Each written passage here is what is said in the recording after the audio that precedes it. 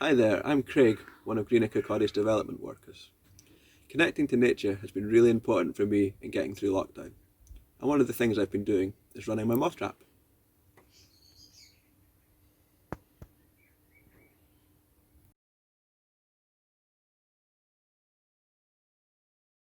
So moth traps are really quite simple. It's just a great big bulb on top of some sort of collection box. And when we switch this bulb on tonight, the moths will be drawn in, they'll flap around the bulb for a while, before eventually when they get tired, falling down through the slot and into the collection chamber there. Once inside, they'll find somewhere nice and cosy to rest just inside one of these egg boxes, and that just gives them somewhere safe to hide until I come back in the morning to open the trap and have a look. There are a couple of different theories as to why moths come towards light, although I don't think either have been completely proven. So the first one is that moths would navigate naturally by keeping a constant angle to the moon, and that way they can keep travelling in a straight line. And that works because the moon is so far away. However, if they were to confuse this light with the moon and they try and navigate using that, what actually happens is you end up getting closer and closer and closer to the light. So they kind of approach the trap in a spiral, and then they'll fall down and slide into the trap. The other idea is that when a moth looks at a bright bulb like this one, the light is so bright that it actually causes the moth's eyes to switch off. So instead of seeing somewhere bright, the moth actually sees somewhere really dark, and the moth will see that as a great place to hide from any predators that might want to eat it.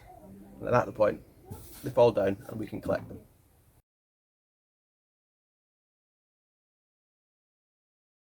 Not only is moth trapping a great way to get to see some of the wildlife in your garden that you might not normally see, but it's also a good way of testing the health of the environment. If you've got lots of moths from lots of different species, then that means you've got a healthy environment, and it has a positive knock-on effect up the food chain, so things like birds and bats will have plenty to eat. And because you can repeat it through time, you can also look for changes and maybe link it to things like climate change.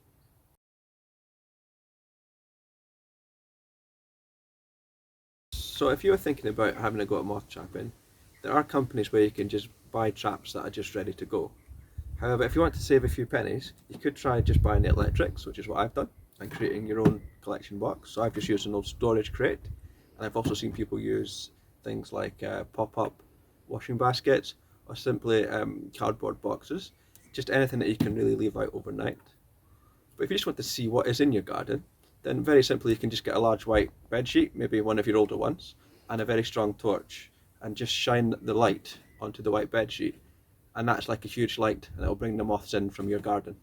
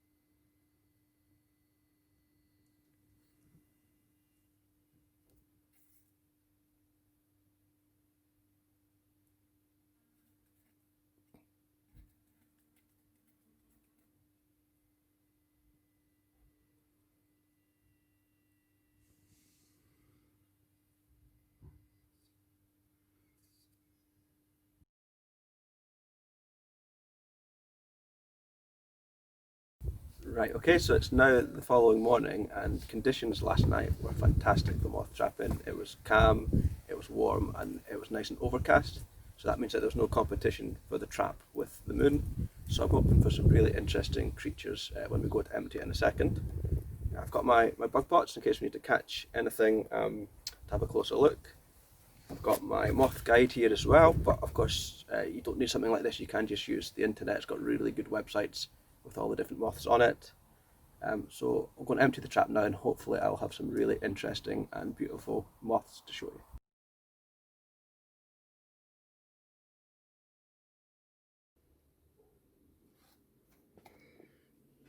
Okay, so I have turned off the trap, removed the light, and I've already picked off a few moths that were on the outside of the box rather than inside. And I think you can probably just see as I can that there are some moths in there, and I can see a few beauties. So let's open it up and have a proper look. Oh, one just got away there. Wow, fantastic. So straight away, my eye is caught by the beautiful pink of the elephant hawk moth. And on the same thing, we've also got two other moths. Wow, this one is actually the small elephant. So we've got both types of elephant hawk moths there on the same cardboard. They don't look much like elephants now, but when they are caterpillars, the caterpillar does resemble a little grey elephant or elephant's trunk.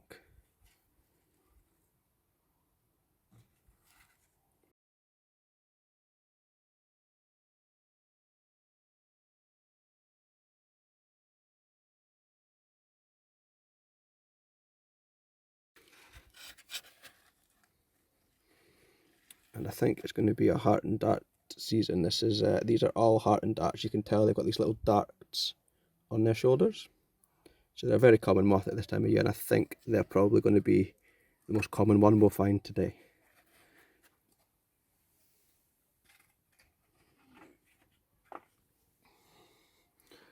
Moving on, what else have we got?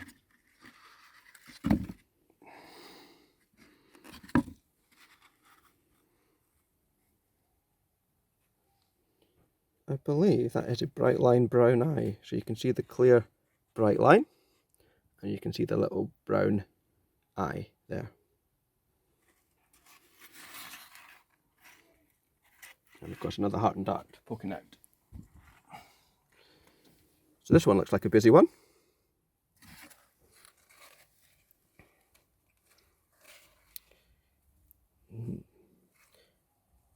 So what have we got? 1, 2, 3, 4, 5 heart and darts.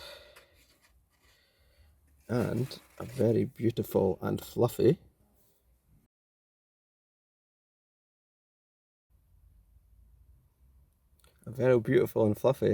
white ermine.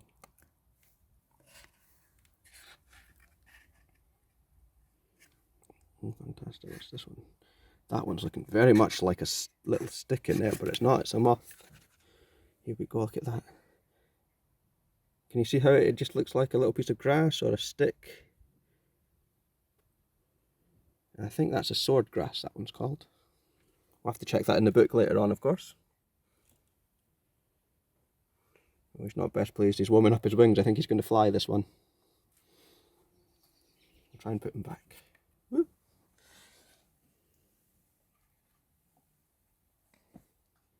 And I like this elephant hawk moth here. This one I accidentally touched earlier on. Has now gone back to sleep. He was warming up his wings there. So these larger ones, they've got such large abdominal muscles. They need to warm them up before they can fly. So he was flapping his wings there in a little warm-up exercise.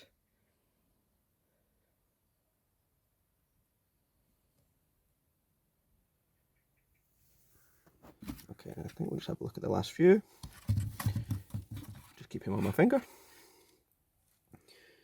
Yeah, so these are the heart and darts. You can see those clear dart marks on their shoulders there. So we must be up to about 20 of them. And what's this one? Wow, it's elephant season, people.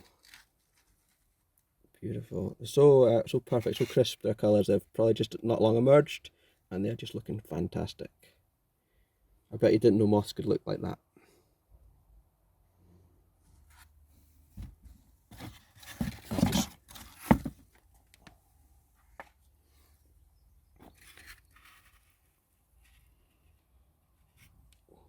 And finally, it's a swallow prominent moth. This one, it's a very distinctive way that it sits on the egg box, with those kind of almost a pyramid wing shape. I wonder what the camouflage, what camouflage that would blend in with.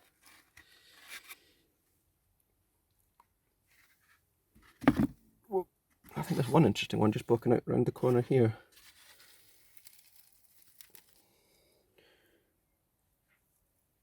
The interesting kind of ruffled wing shape caught my eye there, but I'm not entirely sure. I'm going to have to look this one up. I've completely forgotten what it's called. Nope, it's not going to come to me. There are 2,500 species of moths, so I'm doing not bad. And there we go. So I think what we'll do is we'll have a little bit of a closer look at some of these moths, a bit closer up, some of the more interesting ones.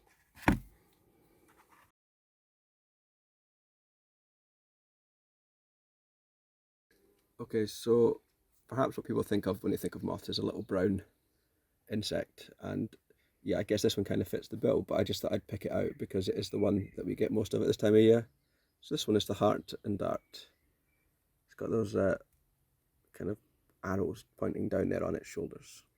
So we've got loads of them in the trap today.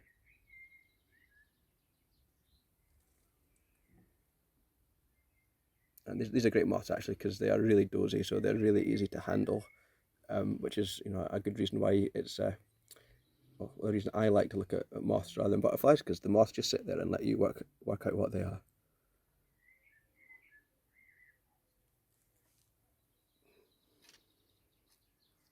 There we go, pop him back.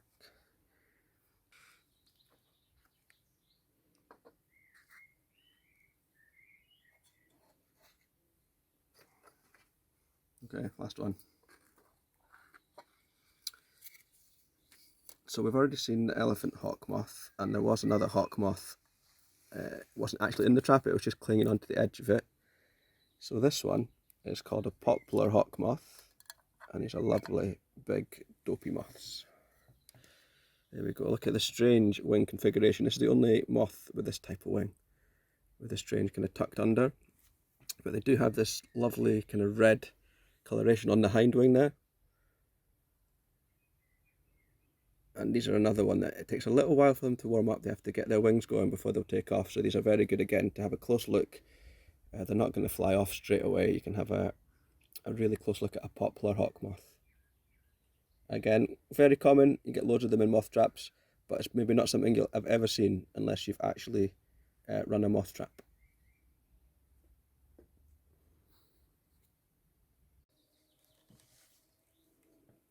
I think this is the one that usually surprises people the most. They don't associate moths with being bright colours. They think that's a butterfly thing, but no, they're just as bright and beautiful as butterflies.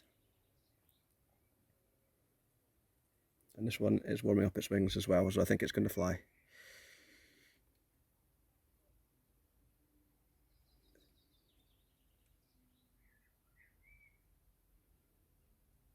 Okay, I'm going to pop him on this bush behind me. Go on, off you go. Thank you. And this is the small elephant. So this is the kind of smaller cousin of the elephant hawk moth. Maybe not quite as beautiful, maybe not quite as brightly colourful, but still quite an interesting wing shape to this moth.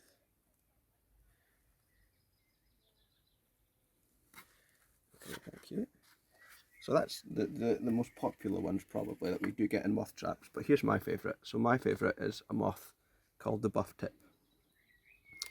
And it's my favourite because its camouflage is just so fantastic. So I've got it here on a stick, and you can see that the camouflage is just trying to mimic that of a stick. So usually a silver birch, imagine if that was on a silver birch, a much more silver twig, just be like a snapped twig in a tree. And they're just such a weird shape, aren't they?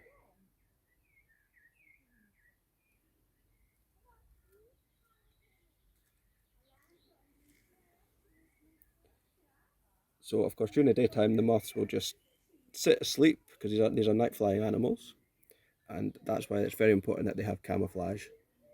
So some of them want to blend in with their colours, and this one just wants to look like a broken twig in a tree. And so all the birds or anything else that might want to eat it will leave it alone.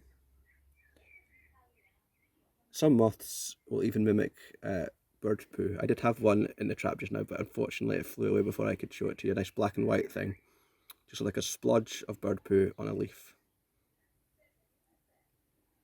But I think the buff tip is my favourite just because of its amazing camouflage. Looks just like a stick.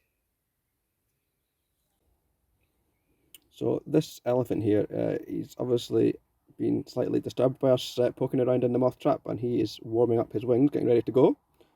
Because these large moths, they have quite large muscles, they have to warm them up just like an athlete preparing for an Olympic event. So they just do this, yeah, these stretches. I think what I'll do is I'll pop him in the bushes because I don't really want him to fly in case one of the birds in the garden swoops down and eats him. So I'm going to get rid of him. I hope you've enjoyed emptying my moth trap along with me, and I hope I've inspired you to go out and try and find some of your own moths. The last thing that remains for me to do is to safely release the moths around the garden, away from any hungry birds who might be on the lookout for them. And I just want to remind you that you can report any wildlife sighting of any species, whether it's moths, birds or anything else, to Fife Nature Record Centre as part of Fife Council, and they'll use that information to help protect wildlife.